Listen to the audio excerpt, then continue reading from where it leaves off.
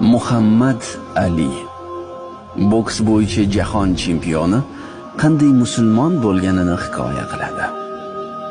Yoshligimda juda qiziquvchan bola bo'lganman. Bu bilan cherkovga borardim. U yerda ko'p narsalarga qiziqar edim. Cherkovdagi rasmlarni ko'rib savol berardim. Nega hamma farishtalar oq rangda? Iso alayhissalom ham oq rangda, yomon narsalar esa qora rangda. Agarda sen yomon inson bo'lsang, qora ro'yxatga tushasan, hattoki iblis ham qora qizil rangda. Yevropaliklar bizni ongimizni buzishgan. Avvaliga dinimizni o'g'irlashib, bizga o'zlarining ismlarini berishgan. Oltin medalni yutganimdan so'ng oq tanlilarni o'z o'rniga qo'yib qo'yaman deb o'yladim va Downtown restoraniga kirib keldim. U yerda qora tanli inson ovqatlana olmas edi. Oltin medal, olimpiya chempioni, men biron buyurtma qilmoqchi edim. Menda hammasi joyida, kambag'al emas edim. Lekin meni shunday bo'lsa-da, restorandan haydab yuborishdi.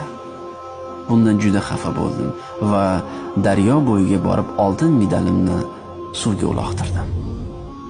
Men Muhammad payg'ambar alayhissalom va islom dinida irqchilik yo'qligi haqida eshitdim. Masjidga bordim. Oyoq kiyimni yechib, masjid ichiga xafa holatda kirdim. Hamma jim o'tirar, namoz vaqtini kutishar edi. Ularni kuzata boshladim. O'z ko'zlarimga ishonmadim. Oq tanlilar qora tanlilar bilan gaplashishar, birga kulishar va ibodat qilishar edi. Bu holatni ko'rib juda quvondim va oq tanli musulmon qora tanli musulmonni quchoqlaganini ko'rdim.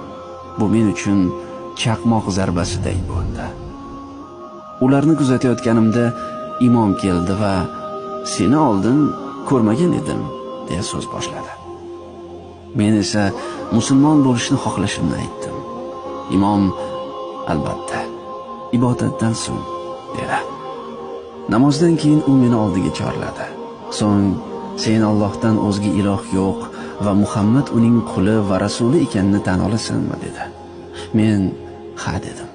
Qolganlar esa tasdiq sifatida zikr bildirishdi.